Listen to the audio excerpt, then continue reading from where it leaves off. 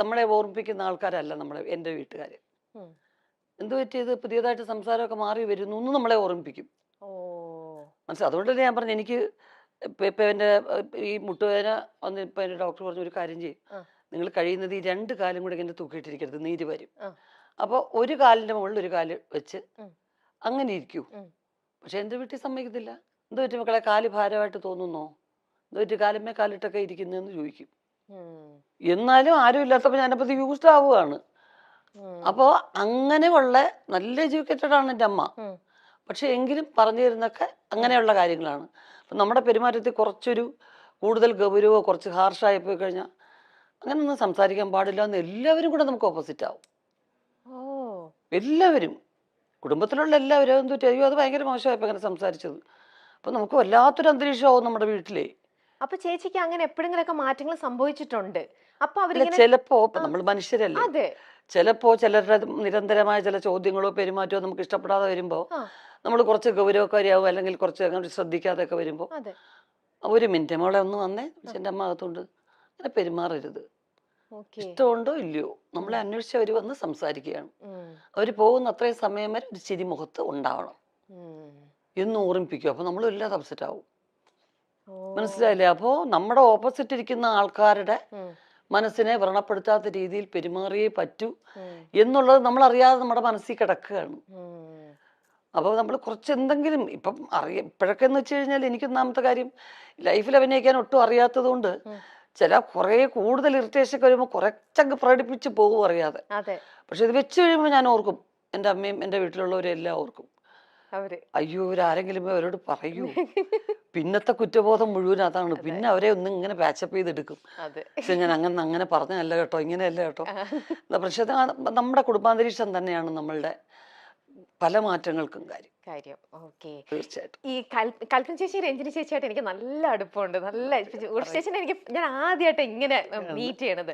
പക്ഷെ ഒരുപാട് ഷോസും കാര്യങ്ങളൊക്കെ ആയിട്ട് കൽപ്പന ചേച്ചിയുടെ ഒക്കെ ഒരുപാട് ചെയ്തിട്ടുള്ളതുകൊണ്ട് എപ്പോഴും ഇങ്ങനെ വിശേഷങ്ങളും കാര്യങ്ങളും, അപ്പോഴൊക്കെ ചേച്ചിയാണ് ഞങ്ങളുടെ ഇടയിൽ എപ്പോഴും. അതിനിടയിൽ ഉർവശി എന്നുള്ള പേര് പറയാതെ പോവുകയില്ല, എപ്പോഴും ഇങ്ങനെ പറയും. ഈയിടെയും കൂടെ രഞ്ജിനി ചേച്ചിനെ ഞാനൊരു ഇന്റർവ്യൂ കൂടെ ചെയ്തിരുന്നു. അപ്പൊ ഈ നിങ്ങളെല്ലാവരും എന്ന് പറയുമ്പോഴും നിങ്ങൾക്ക് എല്ലാവർക്കും ഒരു വല്ലാത്തൊരു ചാമുണ്ട് ചേച്ചി. നിങ്ങൾ 3 പേരിലും നമ്മളെ എല്ലാവരും ഇപ്പോഴും ആ ഇഷ്ടം വെക്കുന്നതിൽ ഒരു വല്ലാത്തൊരു മാജിക് പവറാണ്. ഞാൻ എന്നെ എപ്പോഴും ആലോചിക്കും, നിങ്ങളുടെ ബ്ലഡ് എടുത്ത് വേറൊരാൾക്ക് കൊടുത്താലും ഇത് ഇങ്ങനെ തന്നെ കിട്ടും. നിങ്ങൾ എല്ലാവർക്കും ഇതേപോലെ ചിരിച്ച മുഖത്തോടെ ഇരിക്കാനും മറ്റുള്ളവരെ ചിരിപ്പിക്കാന്നൊക്കെ പറയുന്നത് ഒട്ടും തന്നെ ഈസി ആയിട്ടുള്ള ഒരു കാര്യമല്ല. പക്ഷെ നിങ്ങൾ എത്ര ഈസി ആയിട്ടാണ് മറ്റുള്ളവരെ ചിരിപ്പിച്ചുകൊണ്ടിരിക്കുന്നത്. അതൊക്കെ ആ ഒരു some magic power runs in the blood എന്നൊക്കെ പറയുന്നത്. അത് എൻ്റെ അമ്മ തന്നെയാണ് അതിന്റെ കാരണം.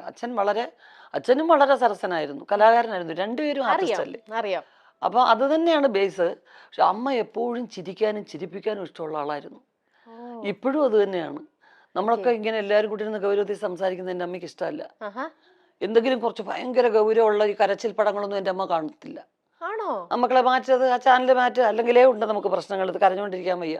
ഉള്ളൊഴുക്ക് കണ്ടിട്ടില്ല എൻ്റെ അമ്മ, കളിച്ചേച്ചി കണ്ടിട്ടില്ല, എൻ്റെ വീട്ടിൽ ആരും കണ്ടിട്ടില്ല. അങ്ങനെയുള്ള എൻ്റെ സിനിമകളും കാണത്തില്ല. അങ്ങനത്തെ ഒരു പ്രശ്നമുണ്ട്. അപ്പൊ അമ്മയ്ക്ക് റെസ്ലിംഗ് കാണത്തില്ല എൻ്റെ അമ്മ. എൻ്റെ അമ്മ പറഞ്ഞ് മനസ്സിലാക്കും, ബ്രദേഴ്സൊക്കെ അതൊക്കെ ഒരു അവര് കറക്റ്റായിട്ട് റിഹേഴ്സൽ ചെയ്തിട്ട് അമ്മ ചെയ്യുന്നേ. അതൊന്നും അവർക്ക് അങ്ങനെ നോവത്തൊന്നുമില്ല. അതെല്ലാം അവർ പ്രാക്ടീസ് ചെയ്യണത്. വേണ്ട മനുഷ്യൻ കൂടെ അടിച്ച് ചാവുന്നത് കാണാൻ വയ്യ, അവൻ നെറ്റിന്റെ മുകളിൽ കയറി താഴെ അവൻ്റെ നെഞ്ചത്തോട്ട് ചാടുന്നു, വേണ്ട എനിക്ക് കാണുകയോ വേണ്ട എന്ന് പറയും.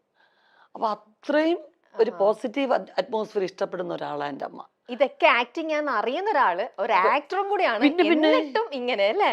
ചേച്ചിക്ക് അപ്പൊ ഇതിനോടുള്ള ചേച്ചിയുടെ കാഴ്ചപ്പാട് എങ്ങനെയാ? തീർച്ചയായിട്ടും അതൊരു പരിധി വരെയും കറക്റ്റാണ്. പക്ഷെ എനിക്കൊക്കെ എന്ന് വെച്ച് കഴിഞ്ഞാൽ ഒരുപാട് അങ്ങ് അഭിനയിക്കാൻ പറ്റത്തില്ല.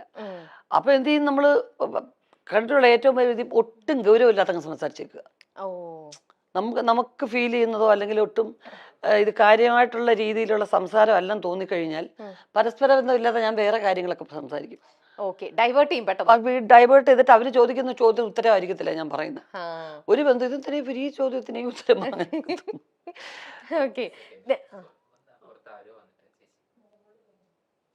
വന്നിട്ടുണ്ടോ? മക്കളെ ഓടിവാടാ, അമ്മയുടെ കുഞ്ഞാണ്ടാ. മക്കളെ രമ്യ ചേച്ചി അറിഞ്ഞു വിട്. Nice meeting you. കുറച്ചേരം മക്കൾ അമ്മയ്ക്കും കൂടെ അധികം സ്പൈസി ഇല്ലാത്തെന്തെങ്കിലും അമ്മയ്ക്കും കൂടെ ഓർഡർ ചെയ്യാം. അമ്മ കുറച്ച് വിളിച്ചു കഴിച്ചു കുഞ്ഞിനും കൂടെ ഓർഡർ ചെയ്തോ. മേളിലുണ്ടോട്ടാ എല്ലാം വലിച്ചു വാരിയിട്ടേക്കാ മുകളിലത്തെ റൂം കേട്ടാ. ചേച്ചി നിങ്ങളുടെ കൂടെ ഏറ്റവും കൂടുതൽ നർമ്മം അല്ലെങ്കിൽ ഭയങ്കര എന്താ പറയാ ഹ്യൂമർ സെൻസും കൗണ്ടർ ഒക്കെ പറയണത് നിങ്ങളിൽ ആരാ? കൽപ്പന ചേച്ചി.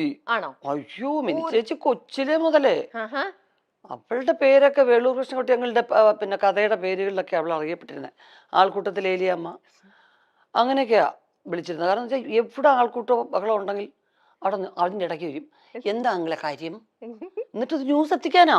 ഓ എന്നിട്ട് വണ്ടി ഇടിച്ചപ്പോ എന്തോ പറ്റി എല്ലാത്തിനും പറഞ്ഞിട്ട് പോപ്പുലർ ആയിരുന്നു കൽപ്പന ചേച്ചി. ഇപ്പൊ കൊച്ചില് ചെറുപ്പം മുതൽ അങ്ങനെ തന്നെയായിരുന്നു. ഞാൻ ഈയിടെ രഞ്ജിനി ചേച്ചിയുടെ ഒരു ഇന്റർവ്യൂ എടുത്തിരുന്നു. കല ചേച്ചി നിങ്ങളുടെ വീട്ടിൽ ഏറ്റവും കൂടുതൽ ഹ്യൂമർ സെൻസ് ആർക്കായിരിക്കും? കൽപ്പന ആണല്ലേ? പിന്നെ രഞ്ജിനി ചേച്ചി ഇത് തന്നെയാ പറഞ്ഞേ. നല്ലോണം ഇമിറ്റേറ്റ് ചെയ്യും. നമുക്ക് തോന്നും ആ ആളാണോ നമ്മുടെ മുമ്പിൽ ഇരിക്കുന്നതെന്ന് തോന്നും. സുന്ദരമായിട്ട് ഇമിറ്റേറ്റ് ചെയ്യും. ഓ അവര് നടക്കുന്ന പോലെ അത് ചെറുപ്പം മുതലേ എല്ലാവരും ഇമിറ്റേറ്റ് ചെയ്യും. എൻ്റെ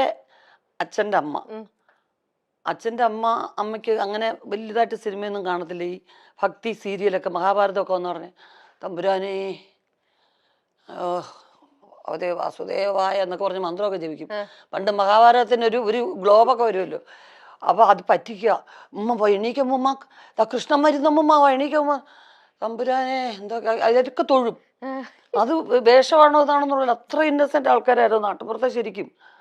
അപ്പൊ രണ്ടുപേര് ഹഗ് ചെയ്യുന്നത് ഫിലിം ഒട്ടിച്ചിട്ടാണ് എന്നാണ് മിനി ചേച്ചിയെ പറഞ്ഞു അവതരിപ്പിച്ചിരിക്കുന്നത്. കാരണം ഇതൊക്കെ എല്ലാം ഒറിജിനലാണെന്ന് പറഞ്ഞ ഞങ്ങളൊക്കെ അഭിനയിക്കല്ലേ. എന്തുവായത് ഇങ്ങനെ അങ്ങ് കെട്ടിപ്പിടിക്കുവോ, എന്തൊരു മോശമായത്, അത് മാറ്റത് പിള്ളേര് വഷളാവാതെ എന്ന് പറയും.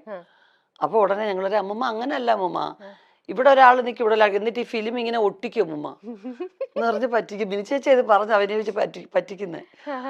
എന്നിട്ട് പക്ഷെ വർഷങ്ങൾക്ക് ശേഷം എനിക്കത് ഒരനുഭവത്തിൽ വന്നു. അപ്പൊ ഞാൻ ആലോചിച്ചു, അയ്യോ പണ്ട് മിനി ചേച്ചി പറഞ്ഞൊരുന്നോണേ. കാരണം മുരളിച്ചേട്ടൻ ഞാനും കൂടെ വെങ്കലത്തിലൊരു സംഗതി വരും. അപ്പൊ വെങ്കലത്തിലൊരു ഭയങ്കര മൊശടനായിട്ടുള്ള ഒരാളായിട്ടാണ് മുരളിച്ചേട്ടൻ. കല്യാണം വേണ്ട. അപ്പൊ ഒരു ഫസ്റ്റ് നൈറ്റ് സീക്വൻസ് ആണ്. അപ്പൊ ഞാൻ കൊച്ചാട്ടാന്നാ വിളിക്കുന്നത്. ഞാൻ എന്റെ ബന്ധുവും കൂടാ. കൊച്ചാട്ടൻ എൻ്റെ കൂടെ ലവ് സീൻ അഭിനയിക്കാൻ വലിയ പാടാണ്. അപ്പൊ ഞാനും പറഞ്ഞു ഞാനും ലവ് സീൻ അഭിനയിക്കാൻ ഭയങ്കര മോശം, അത് പറഞ്ഞെങ്കിലും അറിയാം. പങ്കള് പറഞ്ഞു ഇപ്പൊ ഇത് എടുക്കാണ്ടിരിക്കാൻ നിവൃത്തിയില്ലല്ലോ. പിന്നെ ഇങ്ങനെ ആലോചിച്ചിട്ടാണ് എൻ്റെ ഒരു ശില്പം വെച്ചിട്ട് എൻ്റെ ദേഹത്ത് തൊടുന്നത് നോക്കുക ആ ശില്പത്തിനെ തൊടുന്നതായിട്ടാണ് കാണിച്ചിരിക്കുന്നത്. പിന്നെ രണ്ടുപേരും ഇങ്ങനെ ഹഗ് ചെയ്യുന്നൊരു സീക്വൻസ് ഉണ്ട്.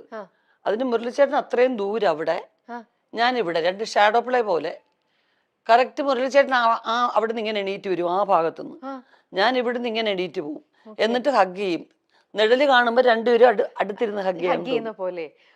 ഇങ്ങനെയൊക്കെ എടുത്തിട്ടുണ്ട്. ഇതൊക്കെ ക്യാമറ ടെക്നിക്സ് എന്നൊക്കെ പറയുന്നത്. തീർച്ചയായിട്ടും ഇന്നും വേണമെങ്കിൽ അങ്ങനെ ചെയ്യാം. അങ്ങനെ ചെയ്യാലോ, തീർച്ചയായിട്ടും ചെയ്യാലോ. കാരണം ഞങ്ങൾക്ക് രണ്ടുപേർക്ക് അഭിനയിക്കാൻ പറ്റില്ല. ഞാൻ ബേസിക്കായിട്ട് എനിക്ക് അങ്ങനെയുള്ള സീക്വൻസ് വലിയ പാടാണ്. കാരണം ഒന്നാമത് എല്ലാവരും എന്നെ അത്ര വാത്സല്യത്തോടു കൂടിയാണ് സെറ്റ് കണ്ടിരിക്കുന്നത്. എന്നെ ആരും ഉർവശി എന്ന് വിളിക്കുന്ന ഈ ജനറേഷനിലുള്ളവരേ ഉള്ളൂ. അന്നെല്ലാം പൊടിമുളയെന്നാ വിളിച്ചിരുന്നത്. അപ്പൊ എനിക്ക് ഭയങ്കര കുറച്ചിലാണ് എനിക്ക് ലവ് സീൻ അഭിനയിക്കാൻ. അപ്പം വെള്ളിച്ചേട്ടായിട്ട് പറഞ്ഞ ഈ കൊച്ചിന്റെ കൂടെ ചെയ്യാനേ പറ്റത്തില്ല, നടക്കത്തെ അത് നമുക്ക് വേറെ എന്തെങ്കിലും ചെയ്താൽ മതി, പറ്റത്തില്ല എന്ന് പറഞ്ഞു. അപ്പം അങ്ങനെയൊക്കെ പറ്റിക്കും. എന്നിട്ട് അമ്മൂമ്മയെ പോലും പറ്റിയിട്ട് അമ്മൂമ്മയ്ക്ക് സിൽക്ക് സ്മിത എന്നാ പേരിട്ടിരുന്നത്. കാരണം നല്ല ഷേപ്പാണ്, നല്ല കൊച്ചു രൂപം, ഇത്രേ ഉള്ളൂ. എൻ്റെ അച്ഛൻ 6 അടി 3 ഇഞ്ച് ഹൈറ്റാ, അമ്മൂമ്മ ഇത്രേ ഉള്ളൂ, കൊച്ചാണ്. പക്ഷെ ബ്ലൗസും ഇങ്ങനെ മുണ്ടും മാത്രമല്ലേ ഉടുക്കുള്ളൂ. അപ്പൊ ഇടയ്ക്കിടയ്ക്ക് വയറ്റിലൊക്കെ പോയി തട്ട് സിൽക്ക് സ്മിത വയറെന്ന് പറയും. ഇത് ആരാ സിൽക്ക് സ്മിത, എൻ്റെ മോൾക്ക് അറിയത്തില്ല. അവസാനം വരെ ചോദിക്കുമായിരുന്നു ഇത് ആരാ ഈ സിൽക്ക് സ്മിത എന്ന് ചോദിക്കുക. അപ്പൊ എപ്പോഴും ഒരു ചിരിക്കുന്ന അന്തരീക്ഷം മിനി ചേച്ചി ഉള്ളിടത്തുണ്ട്. ഓക്കെ, അത് ചേച്ചിയുടെ പ്രസൻസ് വരുമ്പോ അത് ഇപ്പം നമുക്ക് അറിയുന്ന കാര്യമാണ്. ചേച്ചി പ്രസൻസ് വരുമ്പോ വല്ലാത്തൊരു പോസിറ്റിവിറ്റിയും ഒരു വൈബും ഫുൾ ചിരിയും മേളവും. എത്ര വിഷമവും എത്ര ടെൻഷനും നമുക്കുണ്ടെങ്കിൽ അതെല്ലാം നമ്മൾ മറന്നു പോകും. അതൊക്കെ ശരിക്കും ഒരു ദൈവത്തിന്റെ ഒരു അനുഗ്രഹം തന്നെയാണ്. നമുക്ക് ആ ഒരു പോസിറ്റിവിറ്റി മറ്റുള്ളവർക്ക് സ്പ്രെഡ് ചെയ്യാൻ പറ്റും. കുടുംബത്തിൽ നമുക്കൊരു സ്വാതന്ത്ര്യം ഉണ്ടാവുക, കുടുംബത്തിൽ രസകരമായിട്ടുള്ള കാര്യങ്ങൾ നമ്മുടെ കുടുംബത്തിൽ നടക്കുക എന്ന് പറയുന്നത് അതൊരു വലിയ കാര്യം. ഓക്കെ ചേച്ചി, ഇന്ന് നമ്മുടെ മൈൽ സ്റ്റോണിൽ ഇന്ന് രാവിലെ ഇന്റർവ്യൂ ചെയ്ത മനോജ് ചേട്ടന്റെ ഒരു ഇന്റർവ്യൂ ഉണ്ടായിരുന്നു. അതിനകത്ത് ചേട്ടൻ പറഞ്ഞിട്ടുണ്ട് മോൾക്ക് അഭിനയത്തിലേക്ക് വരാനായിട്ട് ഭയങ്കര ഇൻട്രസ്റ്റ് ആണ്. അപ്പൊ അത് വേണ്ടിയിട്ട് ഞാൻ അവൾക്ക് വേണ്ടിയിട്ട് വനിതയിൽ വിളിച്ചിട്ടൊരു ഫോട്ടോ ഷൂട്ട് ഞാൻ അറേഞ്ച് ചെയ്ത് കൊടുത്തു എന്നൊക്കെ പറഞ്ഞ്. ഇപ്പോ നമ്മുടെ ഈ വിമർശകരും ഒരുപാടുണ്ടല്ലോ. നമ്മുടെ ഇന്നത്തെ നിങ്ങൾ എന്ത് അനങ്ങിയാലും മിണ്ടാതിരുന്നാലും എന്തിനും എല്ലാത്തിനും വിമർശിക്കുന്ന സമൂഹവും ഉണ്ട് നമ്മുടെ കൂടെ. ഇപ്പൊ പറയുന്ന എല്ലാവരും യൂഷ്വലി യൂസ് ചെയ്യുന്ന ഒരു വേർഡാണ് നെപ്പോട്ടിസം എന്ന് പറയുന്നത്. അച്ഛന്മാര് ഫീൽഡിൽ നിൽക്കുമ്പോൾ മക്കൾ അതിനകത്ത് സ്വാഭാവികമായിട്ട് വരും. എന്താ ഡോക്ടേഴ്സിന്റെ മക്കളും ഡോക്ടേഴ്സ് ആവുന്നുണ്ട്, ടീച്ചേഴ്സിന്റെ മക്കൾ ടീച്ചർ ആവുന്നുണ്ട്.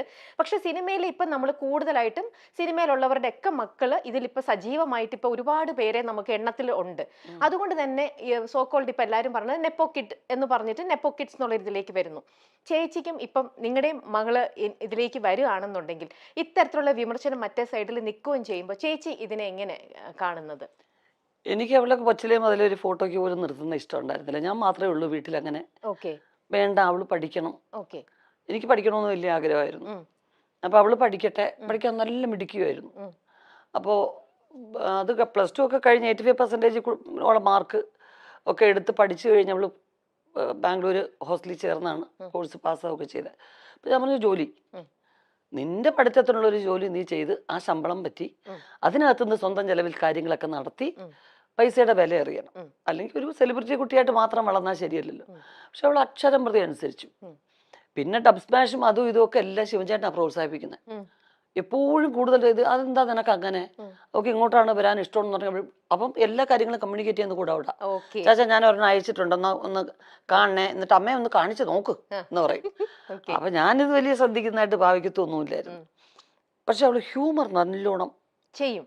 മിനി ചേച്ചിയുടെ ഹ്യൂമർ അവൾക്ക് കിട്ടിയിട്ടുണ്ട്.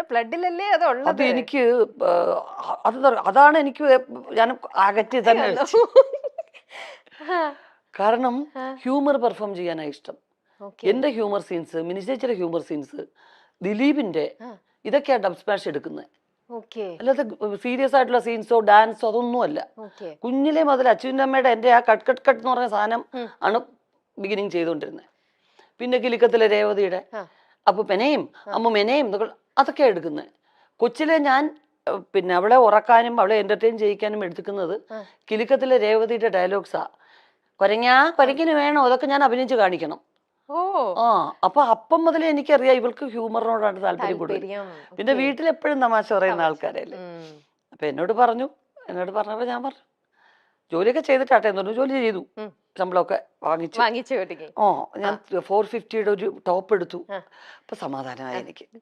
കാരണം ഞങ്ങള് ഷോപ്പിങ്ങിന് കൊണ്ടുപോകുമ്പം അതൊന്നും അല്ല ചെലവ്. അപ്പൊ ഇത് സ്വന്തം ചെലവില് അങ്ങനെ 450 രൂപയുടെ ടോപ്പ് എടുത്തൊക്കെ വലിയ കാര്യമായിട്ട് പറയുന്നുണ്ടല്ലോ. അപ്പൊ അത് കഴിഞ്ഞപ്പോ കഴിഞ്ഞ വർഷം ലാസ്റ്റ് ആയപ്പോ എന്നോട് പറഞ്ഞു, എനിക്ക് അമ്മ എല്ലാരും എന്നെ കമ്പൽ ചെയ്യുന്നു. അവള് ലണ്ടനിൽ ഇവിടെ ഒരുപാട് ഫ്രണ്ട്സ് ഉണ്ട്, അവളുടെ കൂടെ പഠിച്ചവരും ഒക്കെ. അപ്പൊ അവിടുത്തെ ഫ്രണ്ട്സ് എല്ലാം പറയുന്നു അതെന്തുകൊണ്ട് 9th പഠിച്ചപ്പോ അമ്മ വന്നു അഭിനയിക്കാൻ. അപ്പൊ ഇത്രയായി ജോലിയും കഴിഞ്ഞിട്ട് ഇനി മോളെ അഭിനയിക്കാൻ വിട്ടാ എന്താ കുഴപ്പം എന്ന് ചോദിക്കുന്നു. ഞാൻ ഒരു വർഷം ഒന്ന് ട്രൈ ചെയ്ത് നോക്കട്ടെ, ഇല്ലെങ്കിൽ കുഴപ്പമില്ല. നമ്മളെ വിദ്യാഭ്യാസം ആരും എടുത്തോണ്ട് പോകുന്നില്ല. അങ്ങനെ കുറച്ച് ഓഫേഴ്സ് ഉണ്ട്. പിന്നെ നമുക്ക് ഉടനെ കാണാം ബിഗ് സ്ക്രീനിൽ. അതെ, തീർച്ചയായിട്ടും. അങ്ങനെ നല്ലോണം ചൂസ് ചെയ്ത് അവരുടെ ഇഷ്ടം, അവരൊക്കെ സ്മാർട്ടാണ്, അവർക്ക് പറ്റുന്നുണ്ട്. അല്ല ചേച്ചി, ഇന്നിപ്പോ ഒരുപാട് ആക്ടേഴ്സ് ഉണ്ടെങ്കിലും ചേച്ചി പറഞ്ഞാൽ ഈ ഹ്യൂമർ ഹാൻഡിൽ ചെയ്യാൻ എല്ലാവർക്കും പറ്റില്ല. അത് നിങ്ങളെപ്പോലെ ഇത്രയും ടാലന്റഡ്, അത് അവളുടെ ബ്ലഡിലുണ്ട്. അപ്പൊ അവൾക്ക് അതിൽ ഇൻട്രസ്റ്റ് ആണെങ്കിൽ ആ ഒരു സ്പേസ് അവൾക്ക് വേണ്ടിയിട്ടുണ്ടാവും എന്തായാലും. അത് നമുക്കെന്താ അറിയാം, ഞങ്ങള് വന്ന കാലഘട്ടത്തിൽ ലോങ് സ്റ്റാൻഡിങ്ങിന് ഒരുപാട് സ്കോപ്പ് ഉണ്ടായിരുന്നു. പല ആർട്ടിസ്റ്റുകളും അങ്ങനെ നിന്നിട്ടുണ്ട്. സത്യമാണ്.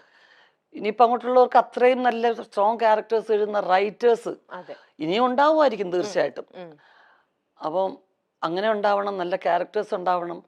ഒരു എന്താ പറയുന്നത്, നിങ്ങളുടെ മൈൽ സ്റ്റോൺ പോലെ ഒരു മൈൽ സ്റ്റോൺ ആവുന്ന ഓരോ ക്യാരക്ടേഴ്സ് എങ്കിലും ജീവിതത്തിൽ ഉണ്ടാവണ്ടേ.